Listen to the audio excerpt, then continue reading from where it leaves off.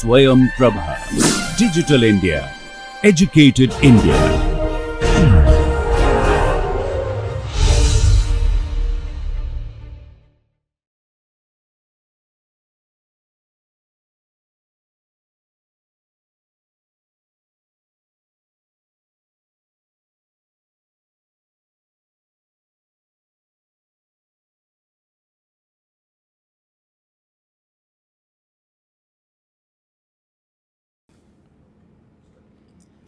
All right. So, good morning, good afternoon. Welcome back to this series of lectures on analysis and design of rigid pavements. We are currently in module 2 of this course, which is analysis of rigid pavements using classical methods. As I've mentioned previously in earlier lectures, when we say analysis of rigid pavements using classical methods, we basically mean methods which don't require a computer for the analysis. So it's some kind of a nice closed form equation which we can maybe calculate by hand. Maybe you could use a calculator, maybe you could use a spreadsheet. But you don't need large scale calculations using a computer program to do it, which is actually going to be our consideration in module 3 when we go into modern methods, namely the finite element methods. Now, where we are in the lecture so far is we have been talking about joints. So we are in lecture 2 of a series of 3 lectures which are talking about joints. As a recap, when we talk about rigid pavements, there are different types of rigid pavements. And lecture 2, I had discussed the different types, that is JPCP, JRCP, CRCP, PCP. Between this, I had mentioned that these lectures are basically going to be revolving around JPCP with a little bit of variation done for CRCP, but primarily it's about JPCP. So JPCP, jointed plain concrete pavements, are pavements, as I'm drawing over here. They're basically pavements where the concrete is not a monolithic structure, but we have cut some joints into them. As I mentioned last time, these joints are cut as follows, that basically we first cast the entire concrete and then we cut the joint to a depth of h/2 using a saw. So that's a physical cut we've made. And below h/2, we allow a crack to form. And that crack essentially breaks the two slabs into different pieces. Of course, if we do this sawing too early and the concrete is relatively still in a plastic condition, this crack won't form. If we wait very late for the concrete to become fully set, then it's possible the crack may not fully propagate. So there is a relatively small time window when this crack actually has to be, when this saw has to be cut, when this joint has to be cut so that the crack can be formed. What we also talked about last time is that usually in jointed plain concrete pavements, we do want to reduce the size of the slab, but we don't want to reduce it too much because then economically it becomes unviable. So we reduce the size of the slab because we want to decrease the stresses or critical stresses in the slab. But we don't want to make it too small, otherwise it becomes too expensive to have to cut these joints. And so what we do is we want to increase the load transfer. We don't want the slab to just be acting on its own. We want to take advantage of the fact that there is an adjacent slab which can also participate in load transfer by carrying some load away from the slab under consideration. We saw last time that dowels are a particularly useful way to do this. So dowels are basically a steel bar which are placed at a depth of about h/2. There are steel bar that are placed at about that depth, and the steel bar during flexure, so not during expansion contraction, but during flexure, the steel bar allows transfer of load from one slab to the other. That was the topic of discussion in the previous lecture. If you haven't seen it, I encourage you to go back and have a look at it in detail. Today's lecture, what we're actually going to talk about is we're going to go a little more in depth into actually calculating stresses which are caused by dowels. We're going to develop a theory which is called the Freiberg theory, and we're going to see how it can be used to calculate the stresses within dowels. And then we will talk about what exactly does it mean to say that a dowel has failed.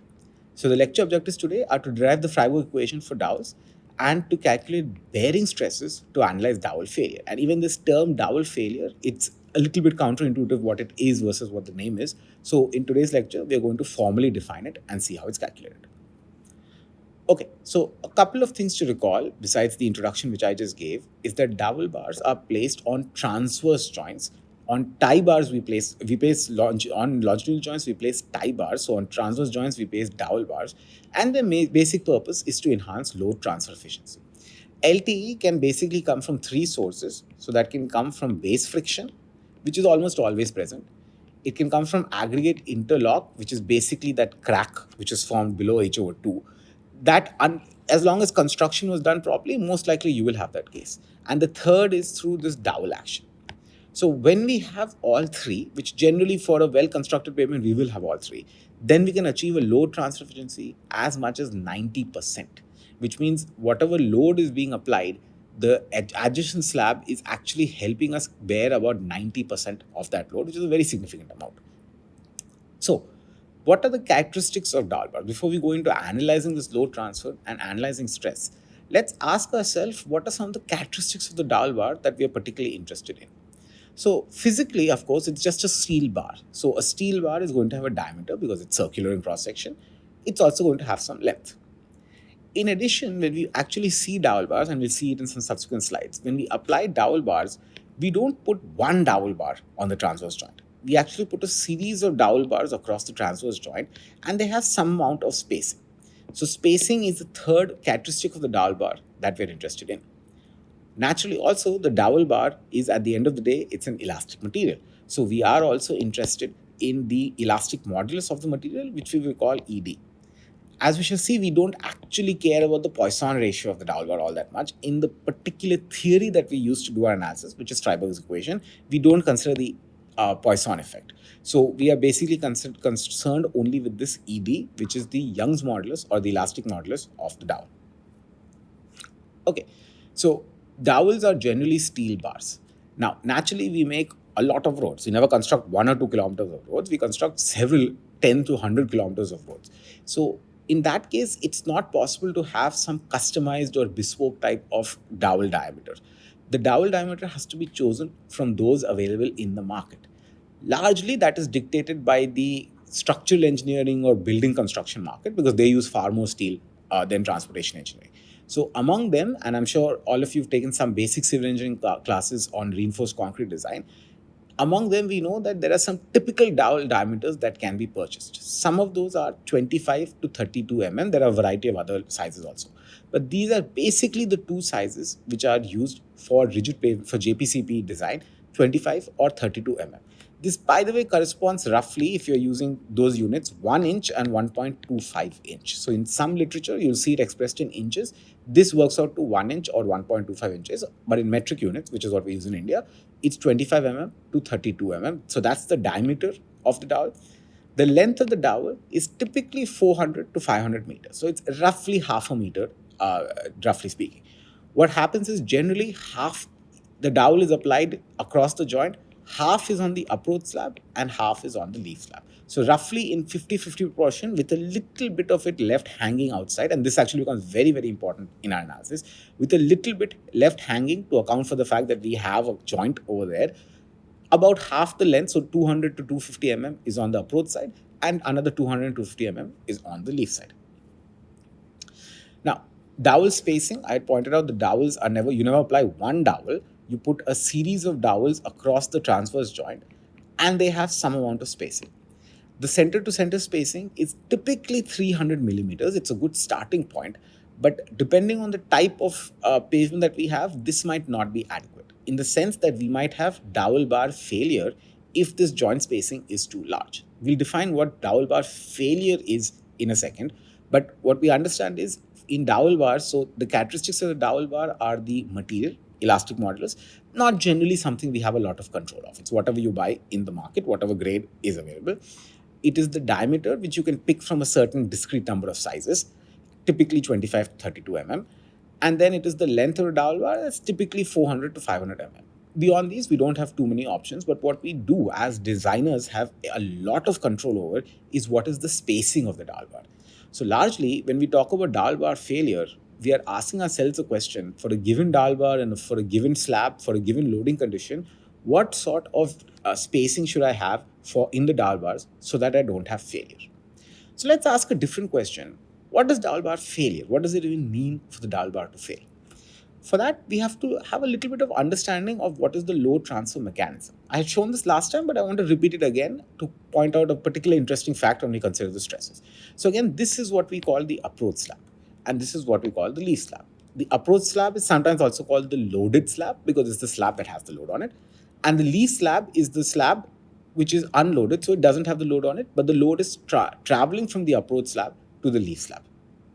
Now, what happens is because the load is present on the approach slab deflects, as I've shown it over here. The approach slab and the dowel are bonded to each other. It has to be constructed in such a way. So the approach slab and the dowel are bonded. Because the dowel on the approach slab side is bonded, it also deflects along with the approach slab. Because this side of the dowel deflects, the other side of the dowel will also deflect. It's the same dowel after all. So this side also deflects. When this side deflects, it pulls down the leaf slab. So the load pushes the approach slab, but the dowel pulls the leaf slab. That's an important distinction. When the dowel pulls down the leaf slab, what will happen is in this little area which I've pointed out over here, and you can try to imagine it and it will make sense. This little circular area which I pointed out, this is actually going to be in compression. So what's going to happen is as the dowel is pushing downwards, it's pushing downwards at this upper surface, so it's actually pushing against the slab, and so there is compression in the concrete of the slab.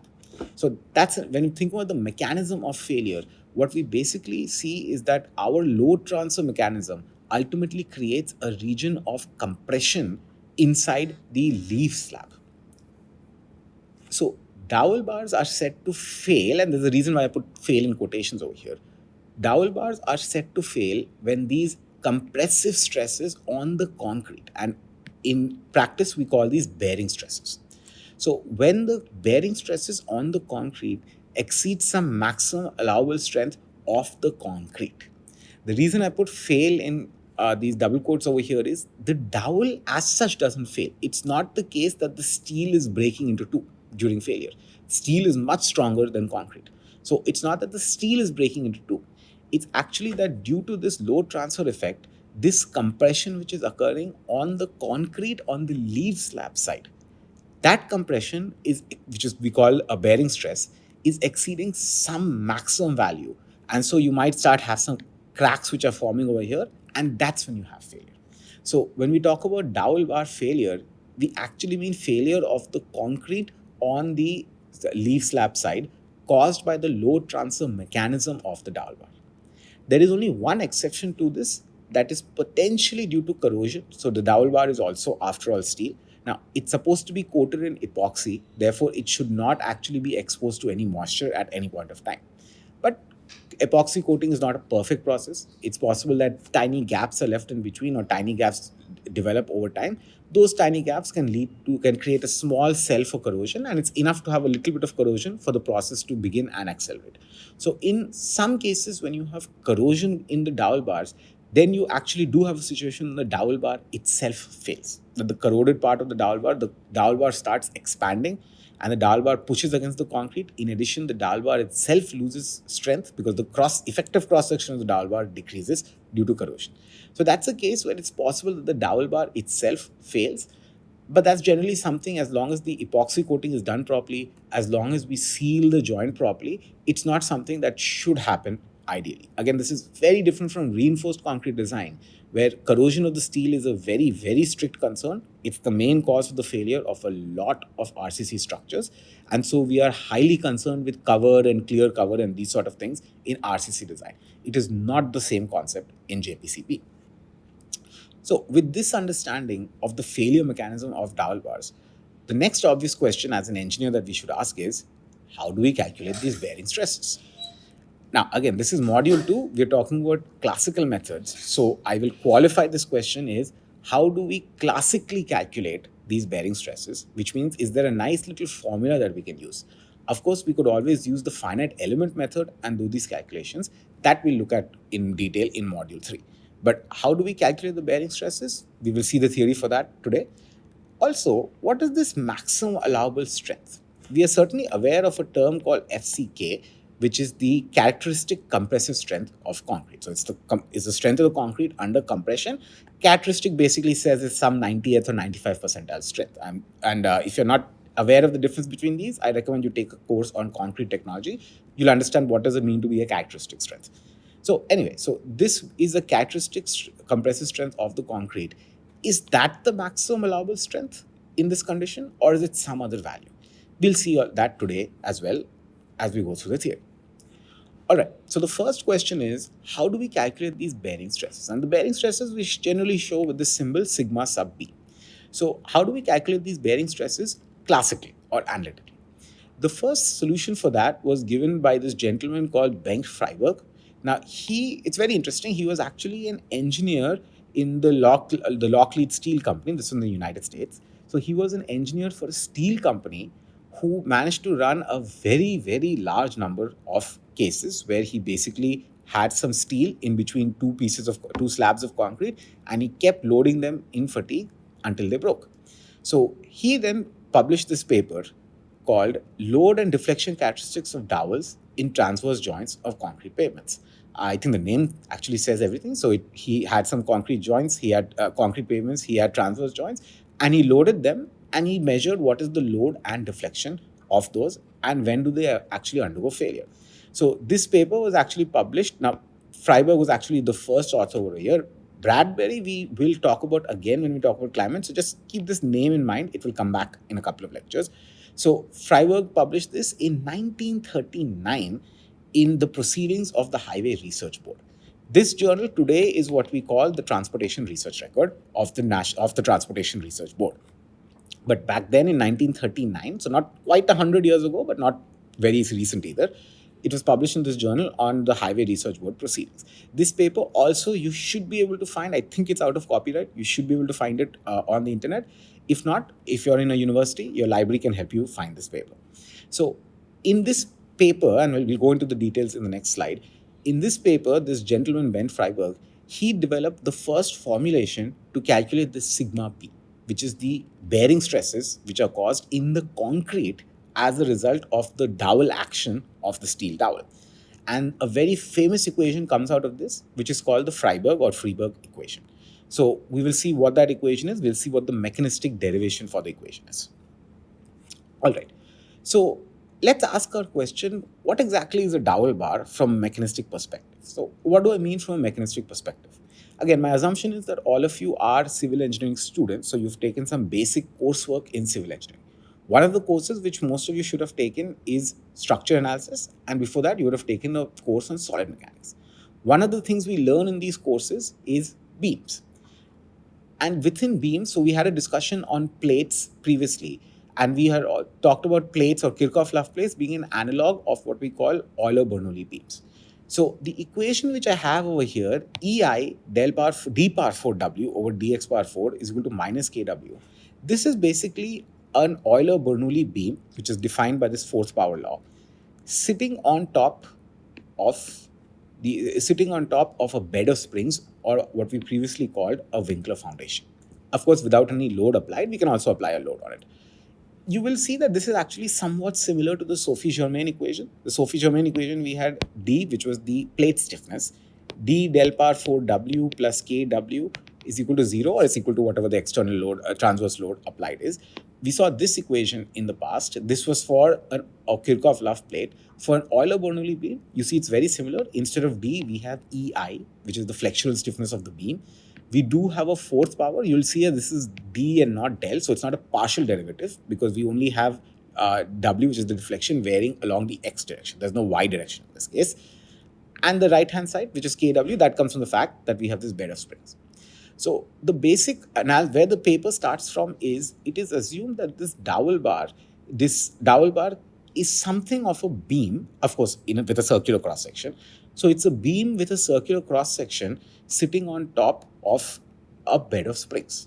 Now, one good question here is, what is this bed of springs? It seems to make sense that the dowel bar is being analyzed as a beam. It looks like a beam. It's long. It has a relatively small cross-section compared to its length. So it's a beam. Where is this Winkler foundation coming from? Well, remember the fact that this dowel bar is embedded inside of the concrete. So one way to look at it is the dowel bar is actually sitting on the concrete, and the concrete in this case is actually being treated as this bed of springs. Again, the purpose of having a Winkler foundation, it just says that the stresses developed or the forces developed are proportional to the deflection. And so F is proportional to W, and the proportionality constant is this K over here. That's basically what the entire theory is.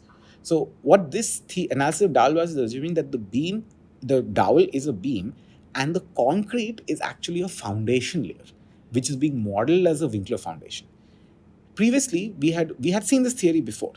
Previously, this Winkler foundation was used for subgrade, and in that case, we defined this K as the coefficient of the modulus of subgrade reaction. Now, however, this K is for the concrete, it's not for soil. And so in this case, we actually call K the coefficient of Dowel concrete interaction. I think the name is fairly self-explanatory. It's some type of Winkler type of interaction between the dowel and the concrete underneath it. So the concrete forms the substrate on which the dowel is sitting. The units of this K, how to measure it, we'll talk about in the next slide. But the units of this are megapascals per meter, which is identical to the previous K value which we had, which is the modulus of subgrade reaction. And I have pointed out this megapascal per meter is a little bit problematic because it's a mixed unit. So when we solve an example, we'll have to take that issue into account still in this case. So this basic equation that you have a Euler-Bernoulli beam sitting on top of a Winkler foundation, where the Winkler foundation represents the concrete that the dowel is embedded in. That's our basic formulation. The solution for this formulation, well, you could try to calculate the solution for it. Fortunately, we don't have to. Timoshenko, whose name are written over here, the solution for this was actually derived by Timoshenko. Again, those of you who've taken solid mechanics have most likely heard of this name. It's a very, very famous mathematician who did a lot of work in solid mechanics. There's also a very famous book that tends to be used a lot in solid mechanics, also written by Timoshenko. So Timoshenko actually solved that equation, which is again, it's EI d power 4w by dx power 4 plus kw is equal to 0. So Timoshenko actually gave us the solution of this equation, and the solution for w is what's shown over here.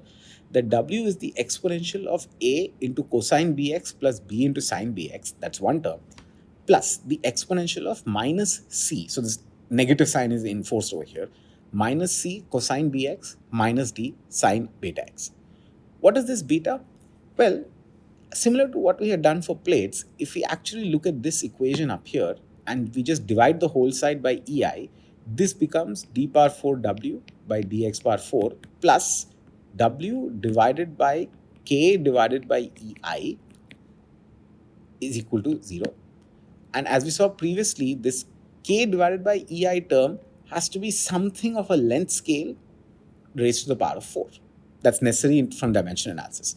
So Timoshenko basically defined beta over here to be this k over EI, but to get the solution, you also require an extra 4 over here. So that's something not to forget, that this beta is some kind of length scale, so there's a fourth power over here. Also a common mistake that students forget to incorporate, they forget this fourth power. So there's some fourth power over here, and then you have this k over EI, there's an additional 4 over here, which is necessary in order to get this equation. So that's what beta is. You will see here that W consists of 4 constants, A, B, C, and D. That's to be expected. We have a fourth order equation, so we're going to get 4 constants of integration after we get the solution. It's not particularly too hard to actually get the solution. You can try to do it yourself, but we don't need to because Timoshenko has given us the solution. Now, Now let's talk a little before going further into how to solve this. So this is a general solution. This is not actually the solution yet for our particular case of dowel bars, which is embedded inside concrete, because we don't know ABCD. So we have to do something to calculate ABCD. We'll see that in a second, but I actually want to focus on this beta term a little. So in this beta term, so I've got here beta is equal to the fourth power of k divided by 4EI. I will just qualify this slightly that instead of 4EI, this is actually EDID, where D is subscript D stands for dowel. So this is the elastic modulus of the dowel, and this is the moment of inertia of the cross section of the dowel. K, as I've previously defined in the slide, K is the coefficient of dowel concrete interaction.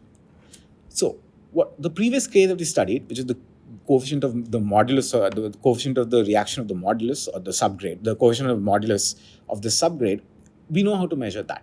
We measured it using the plate load test. So this was measured using PLT. We already saw how to do that. That's an established field test. It's a pretty difficult test, but there are several correlations that help us calculate it. So we know very well how to calculate the coefficient of subgrade modulus. The question is, how do we measure the coefficient of dowel concrete interaction? That's a new term for us. And we don't have a nice test. There's no plate load test in order to measure this. So this theory is only as useful as our ability to measure this value of K. So what value can we use? If you open Freiberg's paper, so Freiberg actually started his analysis from this point, Timoshenko's solution for a Euler-Bernoulli beam sitting on top of a Winkler foundation. That's where Freiberg began his solutions from. He gave an initial suggestion that maybe, and this solution was based on considerations of dimensionality only, that K maybe is EC over HC, where the C subscript represents the concrete. So K is maybe the elastic modulus of the concrete divided by the thickness of the concrete. So this is for the slab. That was the first suggestion. It was basically built on top of some dimensional considerations, but nothing more than that. Well, as you can expect, it didn't turn out to work that well. The results of his analysis did not match very well with the experiments that he performed. We'll see what actual simulations were and what did he actually solve for. We'll see that later. But suffice to say, whatever experiments he did and whatever analytical solution he calculated, there wasn't a good match when you made this assumption for K. So then he made a new definition. And the definition was, this was built empirically through empirical data that he collected. There's no mechanistic reason why this relationship is true, which is that K is equal to some K naught, which is a constant, into D, which is the diameter of the dowel. This K naught is a new term which we call the modulus of dowel support, not to be confused with the modulus or the coefficient of dowel concrete interaction. This coefficient of dowel concrete interaction has units of megapascal per meter. But this modulus of dowel support, this K naught, it has a unit of megapascal per square meter. If megapascal per meter was a difficult unit to work with, megapascal per square meter is an even more difficult unit to work with, because if I simplify this is Newton per square millimeter square meter. So we have mixed our units twice. So that's something we'll have to work on when we do the calculations. We'll go through an example of this and I'll show you how to do detailed calculations on this. But this K naught over D, this has these unique units. It's called the modulus of dowel support. This equation, that K is equal to K naught over D, this was built through empirical values. That basically he performed a lot of tests, he collected all of his data, he plotted the results, and then he tried to think, well, there seems to be somewhat of a linear relationship between K, whatever K is, somewhat of a linear relationship between K and D. And so he argued that this coefficient of dowel modulus, concrete and dowel interaction, is proportional to the diameter of the dowel. And then he just stuck in an empirical coefficient over there. Actually determining this is not easy. As I said, the way that Freiberg did it is that he actually conducted a lot of tests and he simply fitted it to a line. So that was an empirical value. The problem is that subsequently many people have tried to do exactly the same thing, and you have a huge variety in the possible values that are reported. When we see the example later, we'll see a possible value and get a sense of the magnitude of this value, but you have a very large variety of possible values which are used. So this equation is very useful. This K is equal to K naught D. The problem is measuring K naught is actually quite difficult. It can be estimated empirically, but there's quite a lot of variety in the estimation. And it's an active area of research to try to find better ways to do this measurement. Okay, so with that, we have now fully established everything about beta. So as I remind you, beta was the fourth power of K divided by 4 EI, and it has the length scale of L. Do not confuse this with the radius of relative stiffness. That's a completely different concept that comes from plate theory. This particular aspect actually comes from beam theory as given by Timoshenko. So two totally different things. So we've looked at this and we saw that this K is actually K naught into D. So we get this equation, which I've circled over here, that beta is the fourth root of, again, do not forget this fourth root, very common mistakes by students. It's not square root, it's a fourth root. So fourth root of K naught D divided by ED, where this underscore, this subscript D represents the dowel. So we're talking about the modulus and the moment of inertia of the steel. And this capital D, this large D over here, this represents the dowel diameter. And then K naught is some empirical value that we hope we can figure out correctly based on experimental data. Now, given this value of D, we saw previously that we have this equation which Timoshenko gave us, but this is not an actual solution for a problem because it has these constants of integration. So in order to get a solution for our problem, we have to get these constants, and those come from boundary conditions. So what we now need to do is we will revisit the general solution and then see what are the boundary conditions that we have to apply for our particular problem, and then how do we solve for deflection and ultimately for the bearing stresses. All right, so let's look at the boundary conditions now to start solving the equation that Timoshenko gave. Now, we'll start by somewhat idealistic boundary conditions and we'll improve it as we go. As I said previously, the assumption is that the dowel is a beam and the beam is sitting on a Winkler foundation. Let's make the assumption that the beam is actually of infinite length. So the span of the beam is infinite. I know that seems like a very odd assumption to make, because generally in structure analysis, all the cases that you've done, the beams are not infinite. They definitely have a span, and span comes into the calculations. But again, let's start by something relatively easy to do, and then we'll build on top of that. So let's assume that we have a beam, which is the dowel, which is sitting on an elastic foundation or a Winkler foundation, which is basically our concrete. And let's assume that the beam has a starting point. So we are assuming that it is semi-infinite in the sense that the length from some x is equal to 0 goes to infinity, but it does start at some point. So it doesn't go from minus infinity to plus infinity. We assume that x belongs to 0 to infinity. So, and x is basically this direction over here. So we assume then that the beam is semi-infinite along the x direction and is sitting on an infinite elastic foundation, which is to say, let's assume that the concrete is also infinite. I know that's not a correct assumption. Again, we are just making some idealizations over here. Okay, let's assume that the beam is only loaded at the end. As we shall see, this is not a bad assumption to make for this particular case. When we start making it more realistic, it's a pretty good assumption. So the beam is only loaded at x is equal to 0. It could be loaded with some load P. It could be loaded with some moment m0. Under these conditions, when you apply the these corresponding boundary conditions, Timoshenko showed, so again, this was not what Freiberg actually showed, but what Timoshenko showed is that the solution is what's shown over here. So W as a function of x is e power minus beta x divided by 2 beta cube ei into, and this is where the boundary terms come in, p into cosine beta x minus beta m naught of cosine beta x minus sine beta x. So, there's sines and cosines over here. So it's somewhat of a more involved calculation than a typical beam or simply supported beam. But it's definitely possible to do because we know beta, as long as we can calculate k naught somehow. We know beta, ei is just a material property. P, m naught are boundary conditions which are given. So and of course, cosine and sines, we know how to calculate those. So it's a complicated equation, but it's a fairly easy equation to calculate either on a calculator or on a spreadsheet. Now, one issue of this is that this semi-infinite condition may be okay as an idealization, but this particular consideration does not account for overhang of the dowel from the slab. What does that mean? Okay, let's look at this diagram.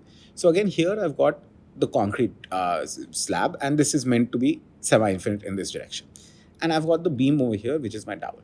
Now, remember what happens is that I have the dowel and then I have another slab over here. Right? So there is a little piece of the dowel which is actually not inside either slab. So this dowel is not completely embedded in the slab. For some amount of distance, the dowel is actually hanging outside the slab because of its self-load. Basically, its self-weight, this dowel is actually hanging.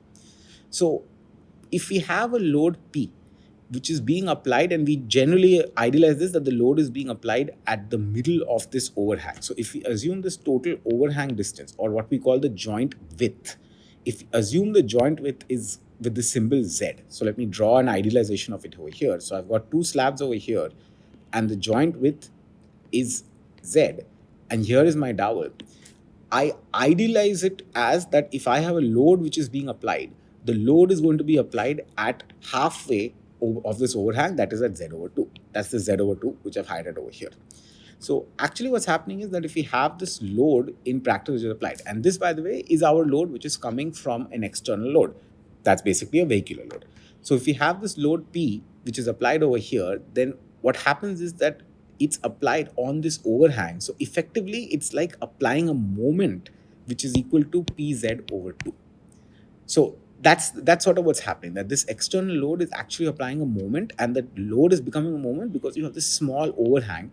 We assume that half the overhang belongs to one side of the concrete, half the overhang belongs to another side of the concrete. So we are only concerned with the Z over 2 component over here.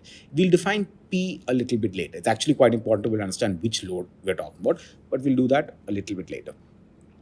So when you apply this load here, what's shown in this solid line over here is that this is the deflected shape. Now, this is the deflected shape that the dowel wants to take. This is based on Timoshenko's solution. You'll see it's some type of a sinusoidal curve. That's because our analytical solution is also sinusoidal. So this is the shape that the dowel wants to take. But what's happening is that it is restricted or restrained from doing that because of the presence of the concrete. And because of this restraint, that is the source of the bearing stress sigma B. So this is the shape it wants to take, but because it's restrained, that's what's causing the sigma B. So in this dowel bars, the overhang, that Z over 2, is actually the source of this moment m naught, which we have in this equation. Again, so this equation over here, this was from Timoshenko. This was Freiberg's insight into the problem. Freiberg actually demonstrated that the correct boundary conditions are the presence of this overhang. So you have an external load due to vehicles which generate a moment due to the overhang. And so what Freiberg went on to do is he simply substituted those values over here. So he substituted a value of P over here, then what he did is he decided to calculate W at x is equal to 0. So with that one substitution and applying x is equal to 0, he calculated W at x is equal to 0. So that is the deflection at that initial point. And that's given a symbol of W naught. W naught was shown to be equal to this equation over here. P into 2 plus beta Z divided by 4 beta cube ED ID. Again, it's just coming from putting W is equal to x is equal to 0 and putting the appropriate value of the moment as P into Z over 2. And that divided by 2 is basically where this 2 plus is coming from. So this equation, which is giving us what is the deflection at x is equal to 0. X is equal to 0, by the way,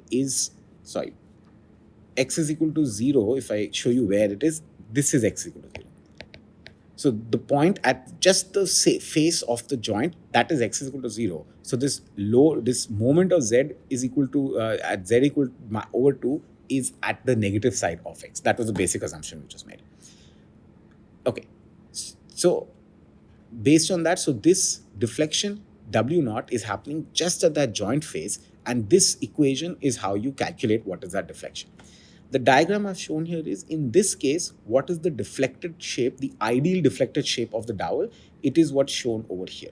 That if this is what we call the approach slab, so this is being loaded, this has some amount of deflection. The leaf slab will also deflect, so you have a dA over here. The leaf slab will also deflect by a dL, but these two are not going to be equal in general. So dL is not going to be equal to dA, and the deflection of dL relative to the initial condition will be smaller than dA relative to the initial condition. And so you get this kind of a situation where dA has been deflected more downwards than the leaf slab. And so this is the sort of shape that this dowel is going to take. It's somewhat linear outside, so within that joint opening, and then within the concrete, it tries to take that sinusoidal shape. Tries to take, but it can't take because it is experiencing restraint on account of the concrete. So then, what is the bearing stress? Well, as I said, if our idealization is basically that we have this infinite Winkler foundation and we have some amount of deflection W naught, then the stress which is caused in the Winkler foundation is simply KW naught. Where I remind you, K in this case is for the dowel concrete interaction, so K is equal to K naught into D. So if W naught is the deflection, which we already calculated using the Freiberg equation, if you simply multiply it by K, we'll get the bearing stress in the concrete, and that's basically what this equation is. It's just that W naught with K added over here. This celebrated equation is the Freiberg equation, where this is the Freiberg equation, but then one slight addition to it gives us what is the bearing stress. Very celebrated equation. It was the first equation which allowed in some way to calculate the bearing stress inside the concrete. By the way, if you actually read Freiberg's paper, which I encourage all of you to try reading, if you read it, basically he did his analysis he did many tests and he tried to match W naught. So I talked about how he calculated K naught and what type of fitting, etc. he did. It basically came from trying to fit W naught as calculated through this equation and as measured in practice, doing a little bit of curve fitting, regression analysis, he calculated K naught. So using this equation, this is how you calculate the bearing stress on the concrete.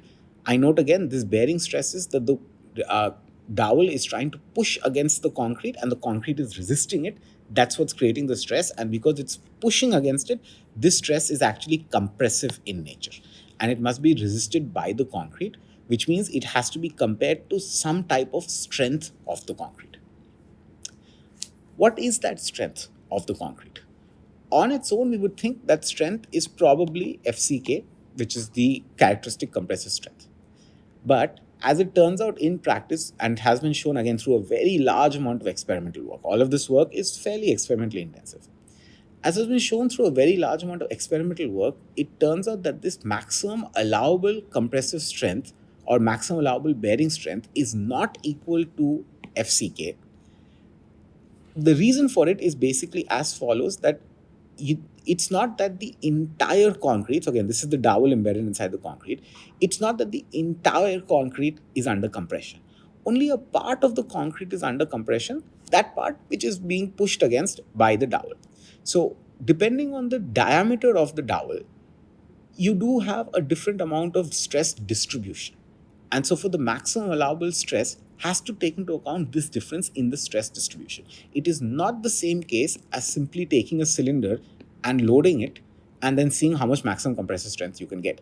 The stress distribution is different in these two cases, and therefore the maximum allowable stress or the strength is also going to be different.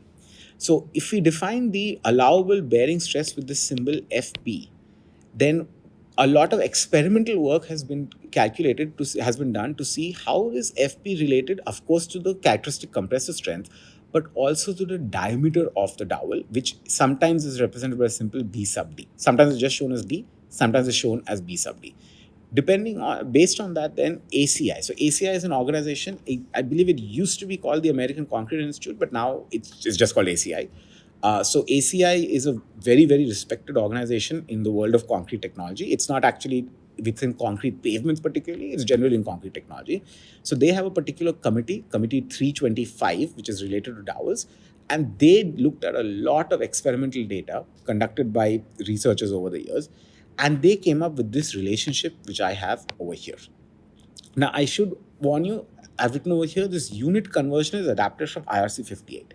IRC 58 we'll see in module 4. That is the standard method in India for analyzing rigid pavements or design analysis of rigid pavements. We'll see that when we get to it. But the unit conversion system has been applied over here because, again, this used to be American Concrete Institute. So a lot of the analysis was done in inches and PSI, those sort of units. So inches and PSI. So this equation is actually fairly simple in that case. After the unit conversion, that is when the allowable bearing stress is in megapascal, when the characteristic compressive strength FCK is also in megapascals, and when the diameter is in millimeters. When that is the case, I acknowledge IRC 58 for taking care of the unit conversions for me. We basically get this equation, which I'll write a little formally. FB is equal to 101.6 minus BD. This odd number 101 is because basically 1 inch is approximately 25.4 mm. So it's because it's 0.4 that when you do a unit conversion, you end up with a couple of little extra bits in the decimal. So 101.6 BD into FCK divided by 95.25. This 95.25, if you do a dimension analysis, this has the dimension of millimeters as well. So it is this equation then that allows us to calculate the allowable bearing stress. So as a recap, why is the allowable bearing stress not equal to the compressive strength? Because the stress distribution is different. If you look at the stress distribution of the dowel as it pushes against the slab or pulls this leaf side slab, then it's going to be somewhat of a distribution like this. You're going to have a region of high stress and maybe some of this elliptic sort of contours which will be formed of the compressive stress. Whereas if you just look at the test which is used for compressive strength, then essentially you have uniaxial compression. You have a little bit of a Poisson effect, but mostly the stress field is uniform. uniform along any cross section. That is not the case over here. So due to differences in the stress distribution, you have differences in the maximum allowable strength, and that's why we cannot just use FCK as the maximum allowable strength. We have to use this alternate formula which is provided over here. Okay, now there are still many unknown questions over here. What we analyzed so far was basically a case where we have an approach slab, where we have a leaf slab, and of course you've got some crack over here, and we've had a dowel placed over here at H/2. We loaded the approach slab, and then we looked at what's happening in terms of the sigma B and F capital B in the leaf slab. All this is fine. Here is the problem. What does this load P?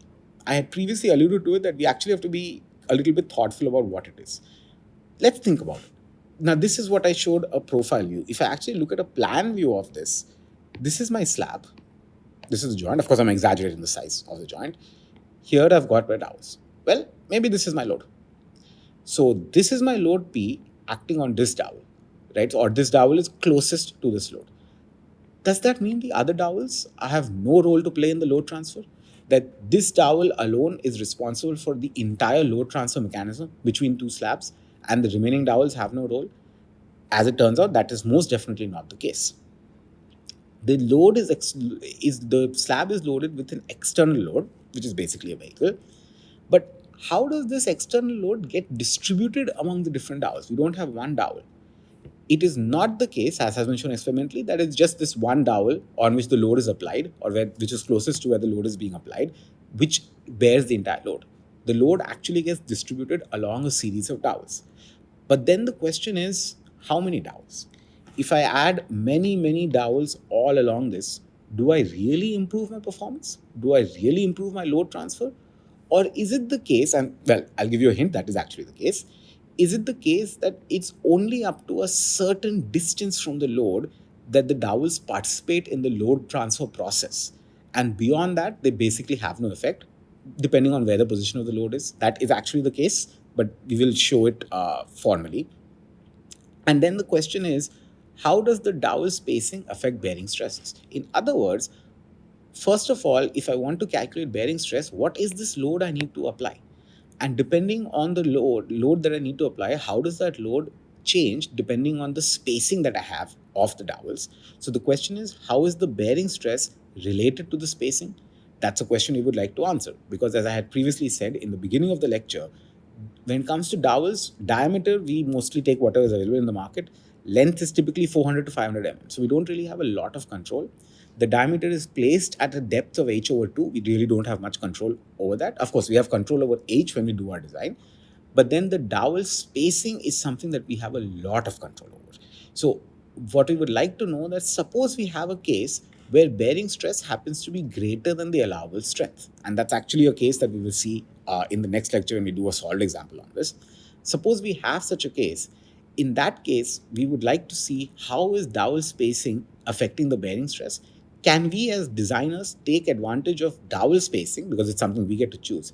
Can we take advantage of that, adjust it in some way, and try to make sigma B less than FB? That is a question that's basically the design question, which is left at this point. And so in our next lecture, that's exactly what we're going to look for. So in this series of lectures which we've been doing on joints, lecture 1, which was the previous lecture, I actually should explain to you what is the basis of a joint, why do we have joints, how do we construct joints. And then I pointed out, for joints, what we absolutely want is to maximize our load transfer. Because if we are unable to maximize our load transfer, then our individual slabs are going to end up bearing a very high stress. In which case, either we increase the thickness of the slab, which is expensive, or we decrease the size of the slab, which is also expensive.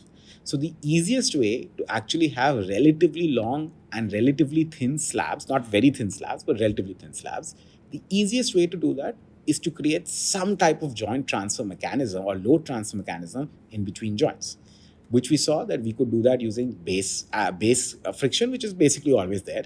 We can do it using aggregate interlock, which, as long as construction of the joints is done properly, is also there. But both together will get us to something around 50% load transfer. If you want to get above that, we basically have to use dowels.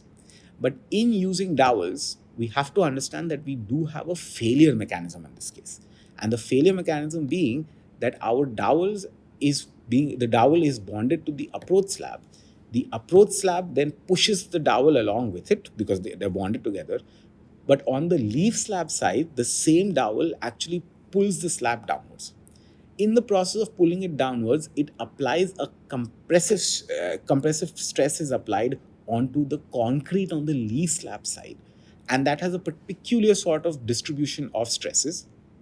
And so failure will occur if that compressive strength, and this is compressive stress on the leaf slab, exceeds some type of characteristic strength under the same loading conditions. That is not the same as FCK or the compressive strength of the concrete, because the stress distribution is different in those two cases. So what we saw is that if we cannot measure these appropriately, then we'll just have a situation, which I'll draw over here, that if we have the leaf slab over here, we will just have a situation where you'll have a lot of cracking happening because the concrete will end up cracking in compression. This is probably the first example that you've seen that you have failure in compression mode. But you'll end up having a lot of concrete which is undergoing compression over here, and you will not have effective load transfer after that. So it is very important for us to understand how to quantify whether our bearing stresses are less than the maximum stress, maximum bearing stress. We saw how to calculate the maximum bearing stress. We got a hint of how to calculate the bearing stress, but we did not understand how to calculate the load. If we do not take this properly into account, we may improperly design our slab, and then the rest of our concrete slab is basically going to fail in this mode. So in the next lecture, we are going to focus particularly on seeing what is this P, how do we calculate it, and then we will go through a detailed solved example where I particularly want to show this issue of unit conversion with K naught. I mentioned that K naught has units MPa per square meter.